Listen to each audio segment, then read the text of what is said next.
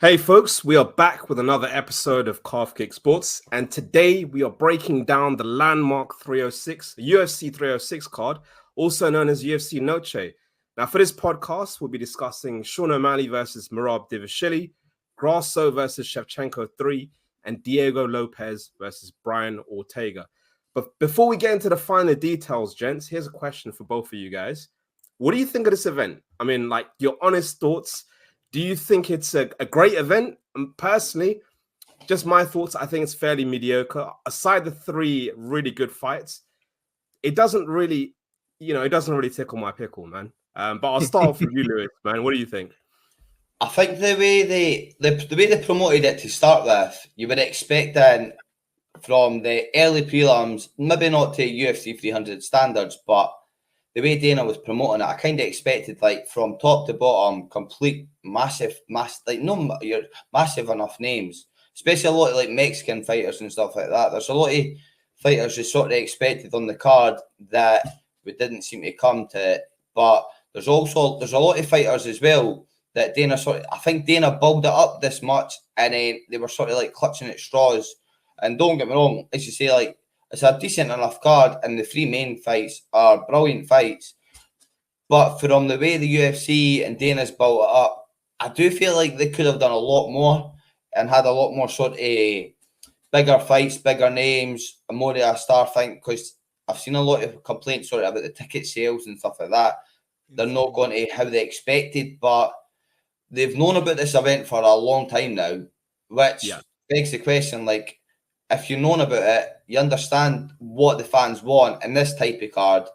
And if it's going to cost you this much to put on this card, as they're saying, you'd think that they would have a lot more sort of bigger name value. Don't get me wrong, obviously, as we say, the top three fights or whatever, the big names and stuff like that. But other than that, it's not really the card that we expected. Name value-wise, don't get me wrong, there's a lot of good fights from the card that maybe going under the radar a bit. But in terms of like name value-wise for promotion and stuff like that, it seems they're more promoting the where it's being held more than that card itself. But what would you think about? What would you think about that? I say I was confused at first when I was looking at it because it's like Riyadh season, Noche. Yeah, sponsorship. Yeah, that's the sponsorship. They're funding this whole thing, which is like why they're doing it, but they outpriced the tickets. Like, nobody can afford to go to this. Like, this is a rich man's event. It's like, I think I saw it was like what, like $5,000 for like the 200 level. One sec, Jermaine. Your mic's just going in and out a little bit. Oh, really? There we go. Perfect. Yeah, just want to. Yeah. So I saw online that there we go. I saw online that the tickets were going for like $5,000 for like the 200 level. Like, it was too expensive. Yeah, it's crazy. And like, and I saw some people online upset, like, why isn't Brandon Moreno there? And it's like, well, he said he's taking time off. Like, I can't. Yeah. But it's like, dude, they really don't have like the Mexican like top names. They don't have. Where's Yair? Like, they could have some guys in here that would have this card really nice, and they could have the fight in Mexico. You know what I'm saying? That could change everything. But yeah, I feel like they definitely dropped the ball with how they booked this. Dana White scoffed at the idea of having Conor versus Nate Diaz there when he was asked about it months ago, and he like didn't even know that Nate was Mexican. It's like, bro, that could be the main event right there. But yeah, no, I think they really dropped the ball with how they booked it. O'Malley and Merab, it's not selling at the Sphere, and I don't think it didn't need to be Noche. All right, this fight didn't need to be Noche. Agreed. Yeah, it's just strange because the sponsorship, obviously from Riyadh season, you know, they have a vested interest in this, and it's almost like if you see the Abu Dhabi card coming up, Saudi Arabia 1 and 2, I can't remember, but if you see the card coming up, it is absolutely fire. Like, it's unbelievable. Oh yeah, and it just makes me think here: are you guys diluting this card to make yourself look better? Do you know what I mean? Like, I think that's our part to play, definitely. Yeah. I think the bank is definitely gonna have some say in how these cards are set. Yeah. Nah, it's a strange one. But look, overall, it is a good card. Like, the top three cards are great. Sean O'Malley versus Merab, and just like his theme song, man. Like, you know, we're gonna find out who the superstar is. I think personally, if Sean wins, this will propel him to absolute superstardom. He's trying to be like a Conor level superstar. This might actually do it, man. Who knows? Well, I'm being biased because I'm a big Sean O'Malley fan. I should probably not be saying that because I've interviewed a lot of Merab's teammates, and I still I'm team Sean all the way. But what's your thoughts on this, Jermaine? We'll start with you, man. Yeah, so I'm bittersweet that he walked out to Lupe because I was rooting for Aljo, and I'm a huge Lupe is my favorite rapper, and I was like, why did he have to come out to that song? You know what I'm saying? Anywho, I think for this fight, man, you know, I was watching like a lot of highlights. There's some key fights like Petr Yan versus Sean O'Malley. Yan was pretty successful in his grappling. You can't let that happen with Merab in there. But when you watch Marlon Moraes versus Merab, you know, Merab is just he almost got knocked out like 3-4 times in that fight. So this fight, like, it's very interesting to see what's going to happen with this one. But I am going to lean the way I usually lean. Like wait. Before you do that, I'm gonna stop you right there for the prediction, because we'll still slightly different. Oh, so we were asking about the superstar. Yeah, we don't know. What do you like? So where do you think, Sean's kind of strengths lie? Where do you think his strengths lie, and where do you think his weaknesses lie against Merab? Definitely like the he's a sniper. His footwork, he can get out of the way. I think the footwork really confused Aljo when they fought. So yeah, the footwork and his just how fast he is with his hands, but I don't think he's not faced a wrestler of this caliber. Henry Cejudo wasn't ready for a wrestler of this caliber, so I don't think Sean O'Malley is going to be ready for a wrestler of this caliber at all. Yeah, I mean, it's going to be an interesting one for sure. What about you, Lewis? What do you think, Merab's strengths and weaknesses are in terms I think it's all determined. Like the first round, I think Merab, because even though he's so strong with the grappling and the wrestling, he's not got a lot of submissions. I don't know how many submissions he's got at all, actually. He's got barely any. And for somebody with his style of grappling, against someone like O'Malley, which we were told that he's got a very good sort of jiu-jitsu base, even though we don't get to see it much. But I do think that Sean's striking, he needs to sort of accept the fact he's going to get taken down many times. He needs to just realise that. He needs to get himself back up, because it's not, I don't think Merab's type of grappler where he's got to keep him down, but it's how much it's got to take out of him when he's getting back to his feet, and has he got to still have that same sting in his power, and then that'll open it up for Merab to sort of open his striking up a bit. But I do think O'Malley sort of needs to be real patient, especially. But you have seen him get like hurt in the feet when he's trying to grapple, whereas I think O'Malley's got to try to take full advantage of that, which is sort of, I think it's like a sort of old school like striker versus wrestler sort of mentality fight. The only difference is, I think O'Malley's got a springy sort of jiu-jitsu in him to sort of keep it interesting on the ground, which I would look forward to seeing. But Merab's just wrestling like it's a tenacity, just constantly pushing forward, pressuring. So that if you can do it, as we said, like if you can do that to Henry Cejudo, like what can you do to O'Malley? But the difference with Cejudo was he was based on like trying to get back to his feet and out wrestle him, whereas I think O'Malley might throw a few submissions up, which might make it a bit more exciting and interesting. But I literally do think it is an old-fashioned sort of striker versus wrestler, and it's all about O'Malley's gas tank, because there's no many fighters, if anybody, can sort of keep up with Merab's pace. Yeah, definitely. I mean, there's both good points. I'm probably going to say, something that's going to piss a lot of people off. I personally think Merab's getting slept in 2 rounds. And I'll tell you why. I'll tell you why. Because everyone keeps going on about Merab's wrestling against Henry Cejudo.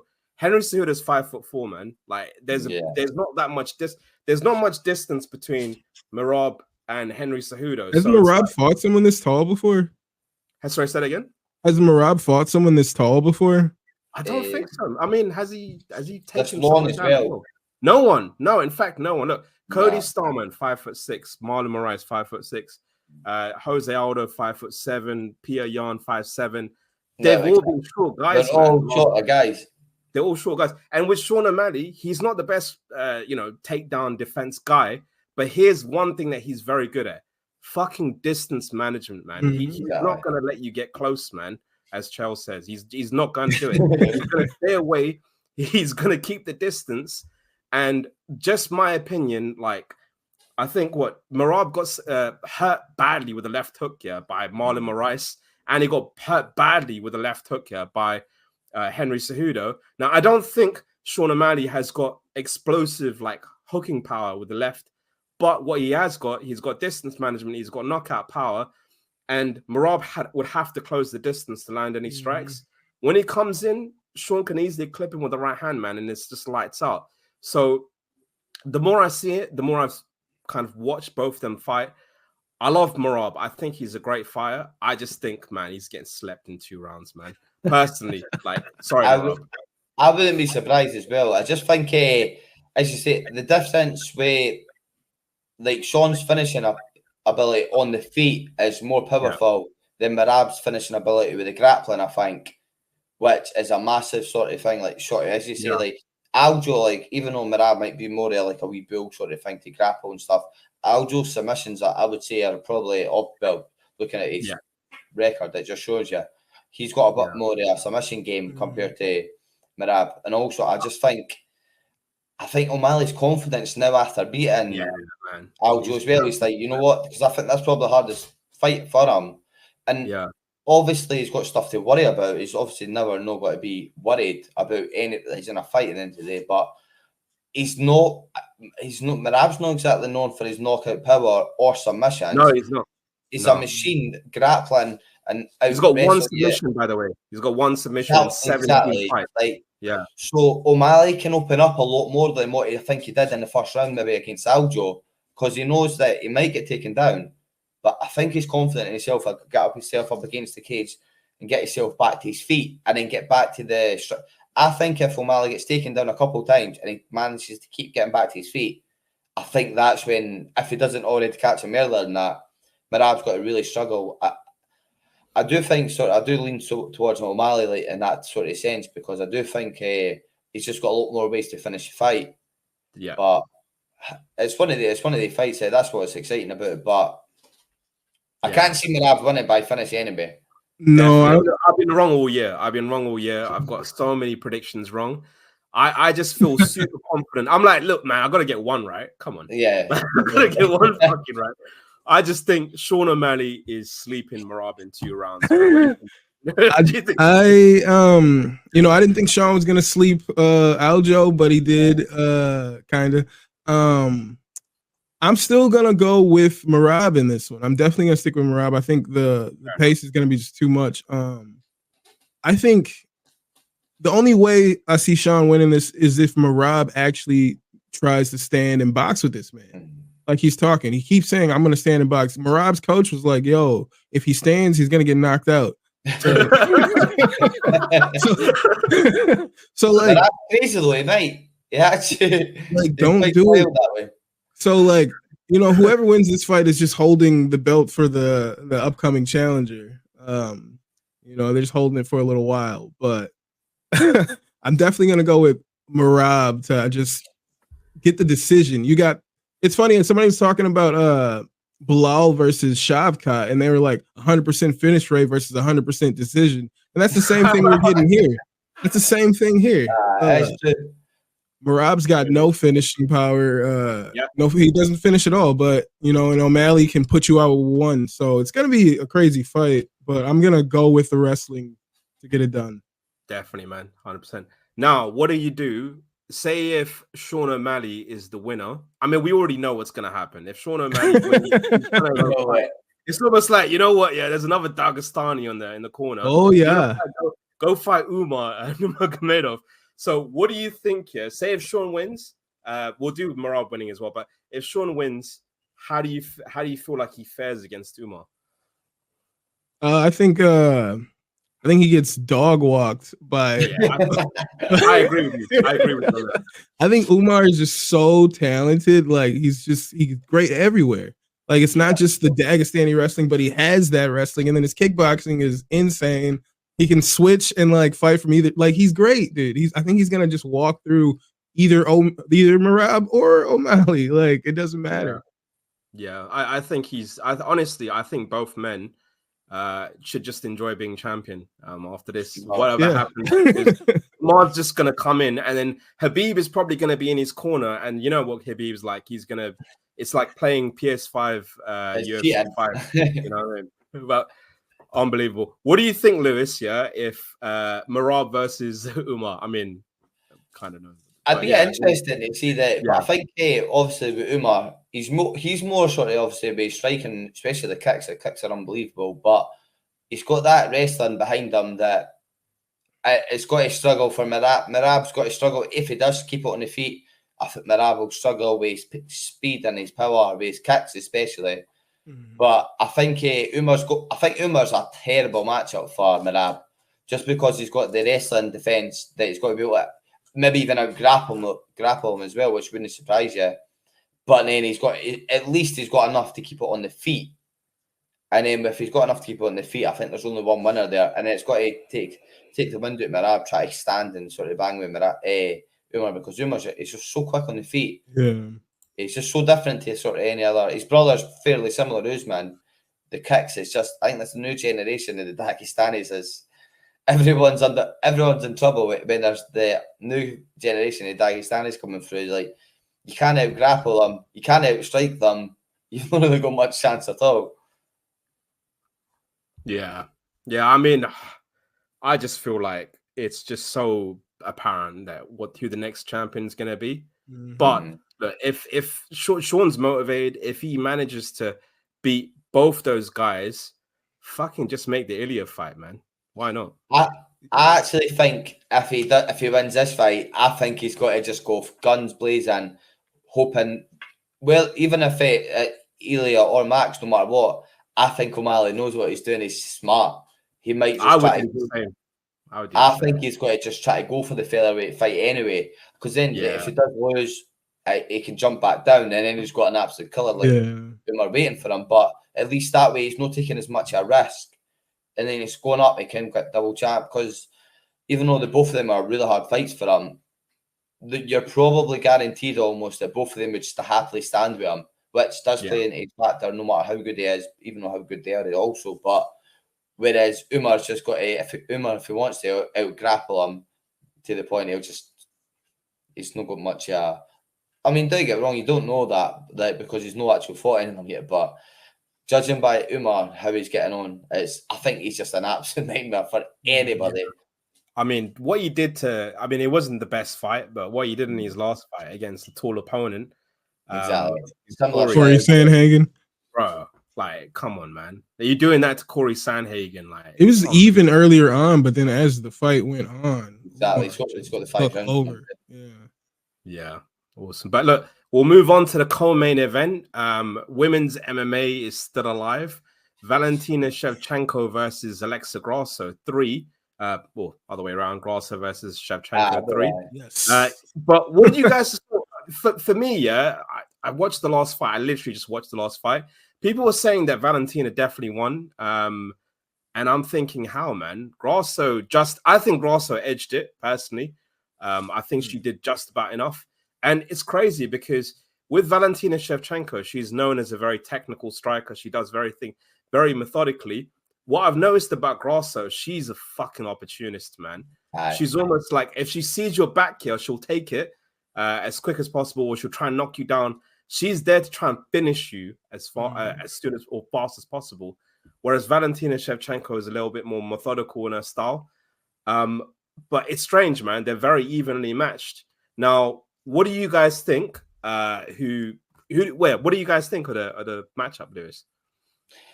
I think it's another sort of 50-50, because the first fight was close, and I think the first fight sort of surprised everyone, even before the submission and stuff.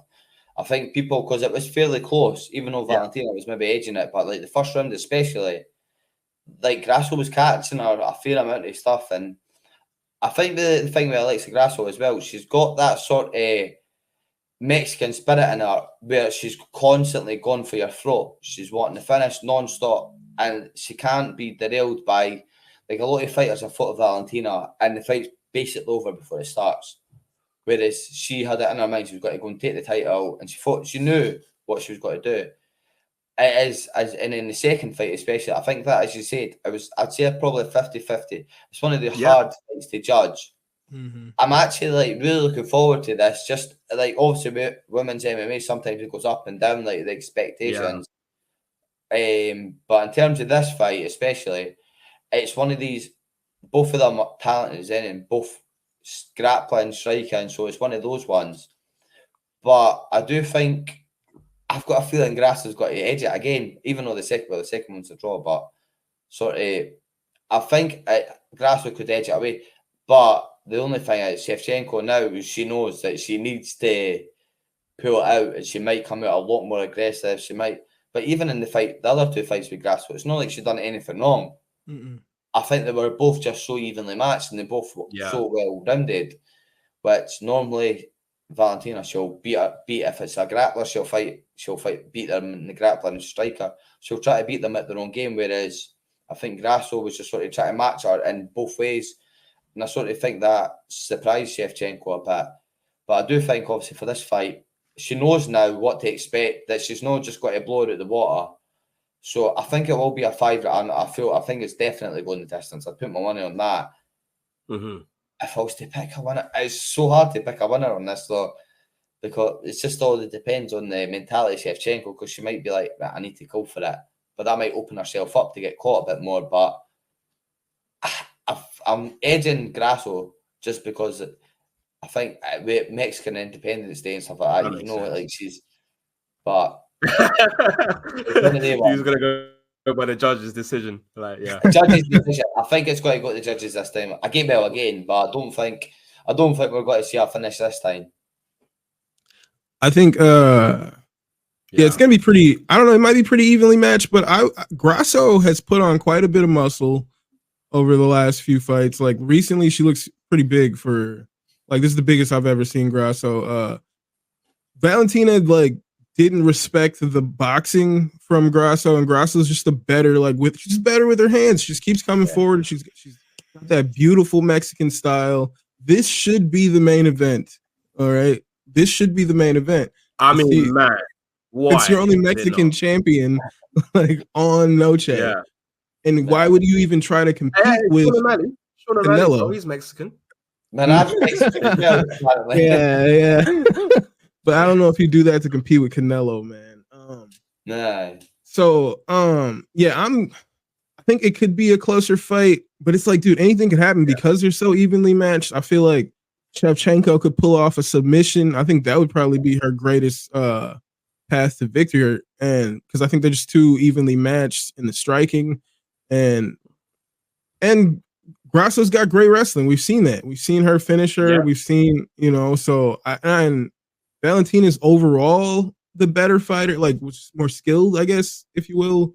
She's got more ways to win, and I think she needs to, like, dig deep in her bag if she wants to get this win. Look for a submission.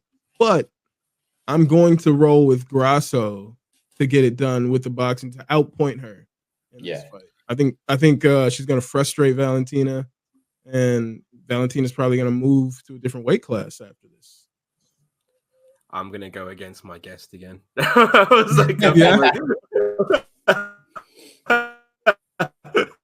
we had Grasso on the show as well. I'm like, what the fuck am I doing today? Yeah, you guys did just have Grasso. Just genuinely believe this wholeheartedly.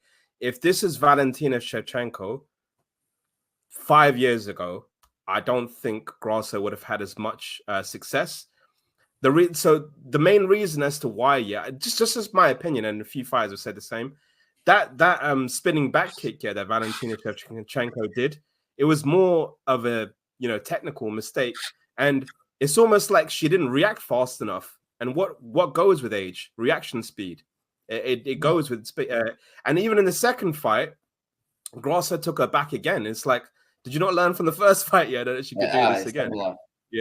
Do you know what I mean? And I just feel like at this point in time, No. Actually, no. I'll agree with you guys. I think Grass is going to win this purely because of the speed. I think the boxing is a little bit better, even though she was getting hit by a jab in the rematch. Yeah, I just don't see Valentina actually. I don't see Valentina winning this dominantly at all. I think it's going to be a hard fight if she does win. But the more and more I think about it, I'm just talking myself out of it. I think Grass is going to win. You guys convinced me. Yeah.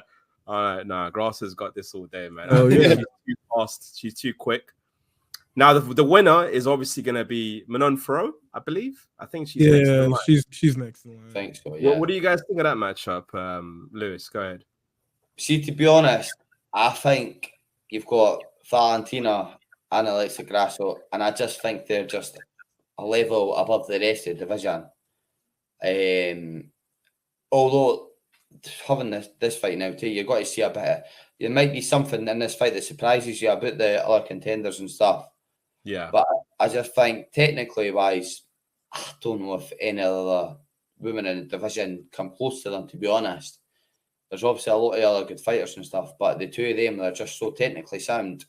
And I think because they're competing, it's similar to like the Figueiredo and Moreno. I think like the two of them, there's constantly eyes, and you just watch them fight all the time. So to be honest, I don't think the winner of this, I would honestly not be surprised to see a fourth fight. I would honestly not be surprised to see a fourth fight. If Val wins, they'll do a fourth one, I'm sure. Exactly.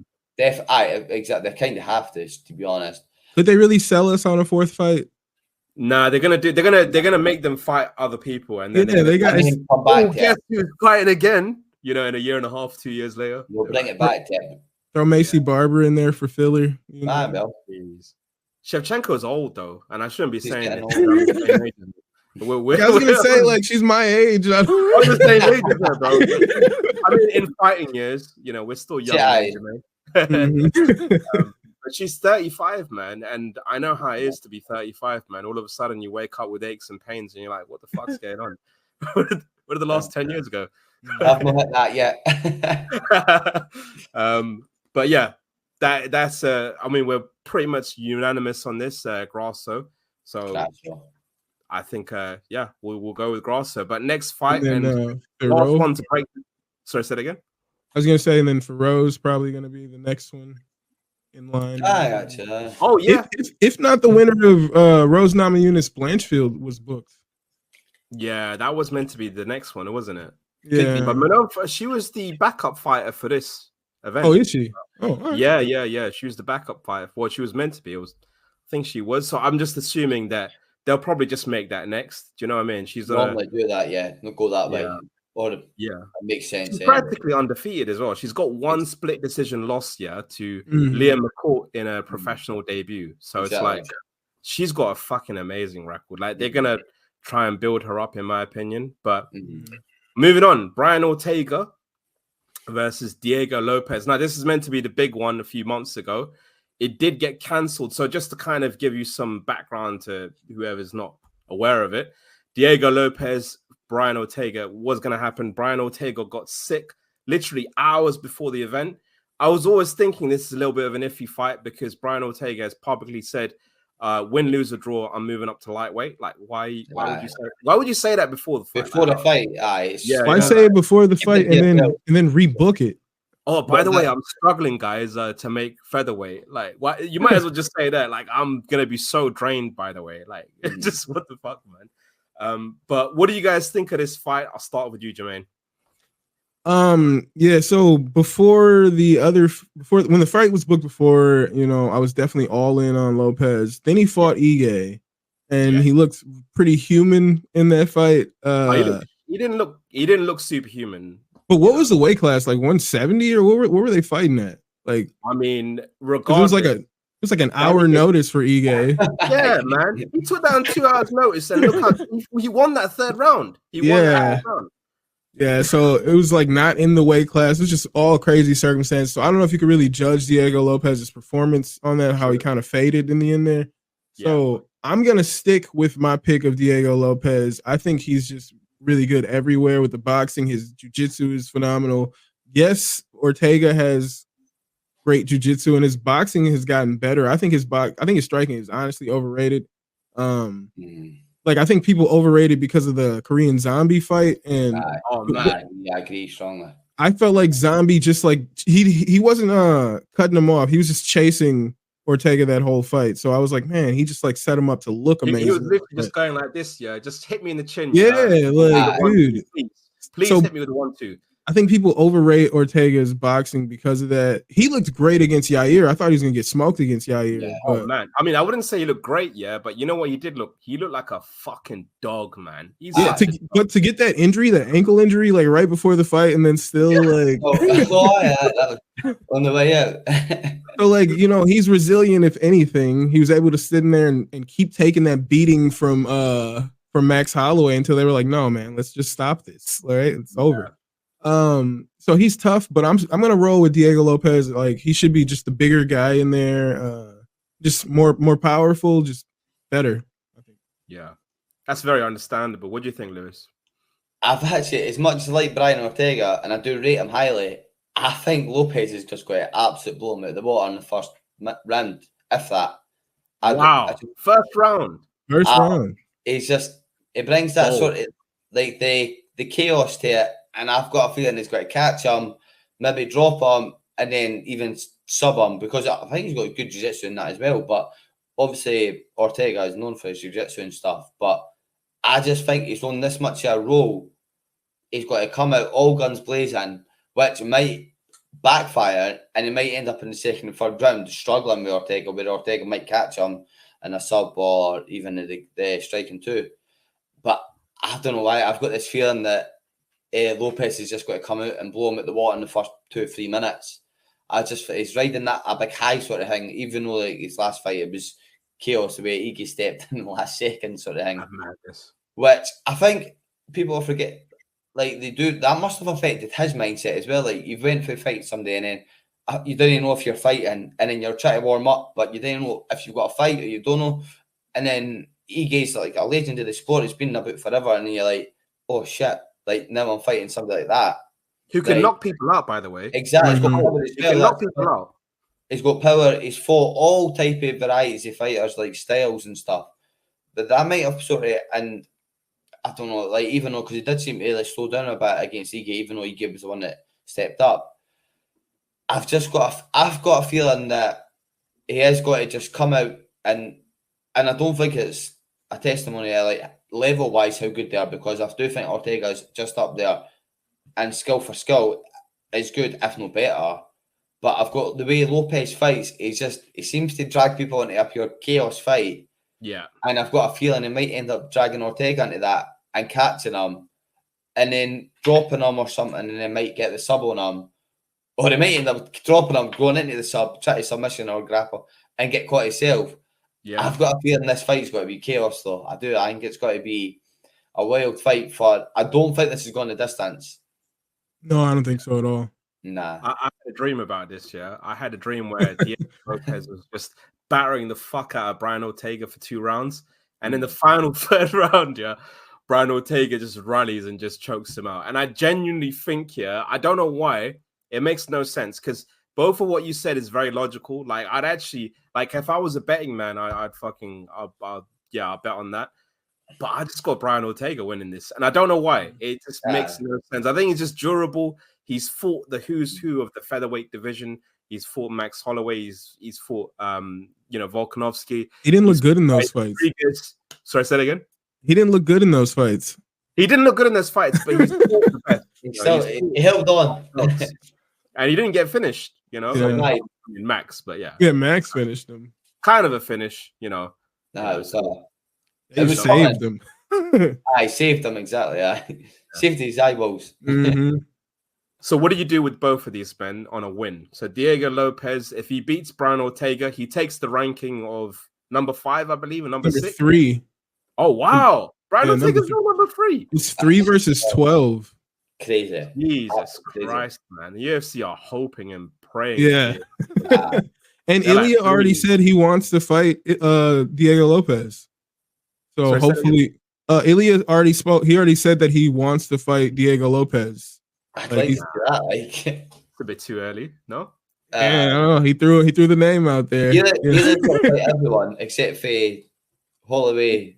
I think he's gonna knock out.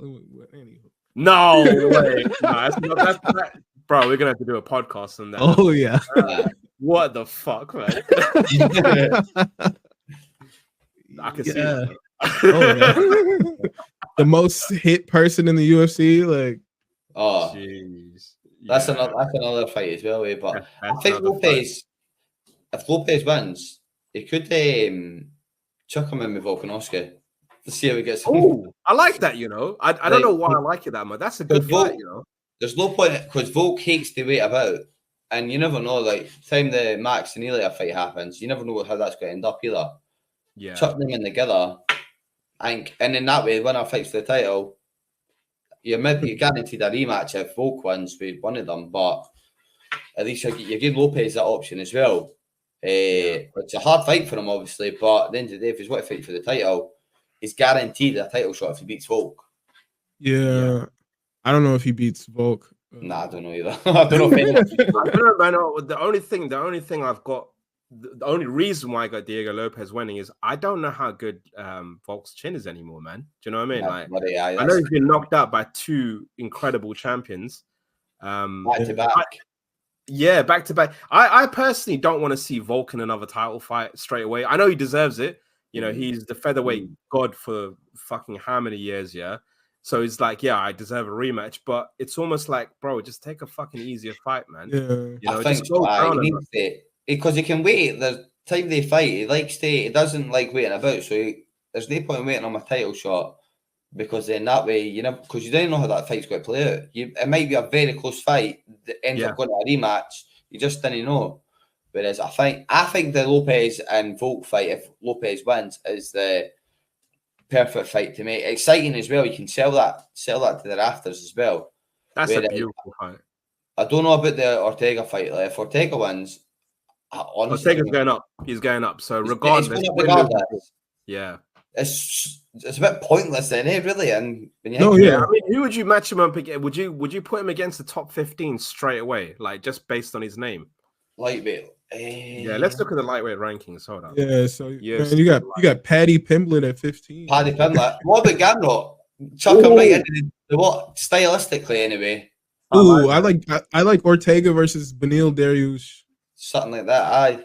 That's you're horrible. You're a horrible person. What? You just like Beneil Dariush. It's like you just tossing the 35-year-olds to the heap. No, I think Beneil wins that fight. No, I think Beneil gets it done. No. I don't think so. His durability is a bit of an issue with Beneil. Aye. Yeah, man. I feel bad for him. He's gotten so close, and then it's just been taken away. Yeah, like right That's when he gets happens, there. See it all the time. Yeah, I do like him versus Paddy Pimblett. I think that would be a great fight. Could sell the life there. And now Paddy's after Paddy's last one as well. You can sort of justify him fighting these bigger, sort of higher. Well, obviously he's not going to be ranked at lightweight, but still the higher names. Like, because I remember the time when Paddy first started beating a couple of guys, they were like, no, you feed him to anyone in top 15, he's got to die. And then the Bobby Green fight, I still can't believe Bobby Green shot on him. Yeah, that's so dumb, man. Like I thought Bobby was gonna stand and knock him out. But I spoke to Paddy Pimblett's teammate months ago, and then it was like, why does everyone just underrate? I mean, I know he personally, I know he lost that fight against Jared Gordon. What Jared Gordon? I don't even know if I fight that Gordon, guy. Yeah. I know he lost the fight, but it's like you're allowed one shitty fight, man. And, it happens, And it's not like it was completely dominated. It was a close fight where people were arguing he should have lost. It wasn't to the extent like it was a bad decision, but in the day, it happens. Yeah. I think because the way Paddy is, and because how he's like boisterous and loud and that, people underestimate how good he actually is, especially his grappling. People underestimate that. Yeah. I think Paddy Pimblett though with a favourable matchup, maybe even a favourable matchup, one more fight, and I think Dana will be rubbing his hands like, could I get away with this? could I chuck him in for a title shot? Hey, they should put him against Dan Hooker or something like that, man. I love Dan Hooker, but if Paddy was to be fighting for a title, I would love nothing more. Obviously, being for Britain, but obviously I love Paddy anyway. But yeah, same. I think it's funny, man, and I hope I hope he does go far. But look, we are digressing. Hey, look, UFC Noche is a fucking rap, man. 306. It's not the best card, but hey, look, it could be better on the night. I'm sure it's going to be a fucking banger of a card. Mm-hmm. But thanks, boys, man. For coming on the podcast. It was such a fun chat. Guys. And we will be breaking down 307, where we'll be discussing why the fuck Pereira is fighting Khalil Roundtree. It's all the shaman magic, man. Shaman. Next though. But for now, thanks, folks. Make sure you subscribe, share all that good stuff. But till next time. Yep. See you guys. Take care, boys. Take care, boys. Take care.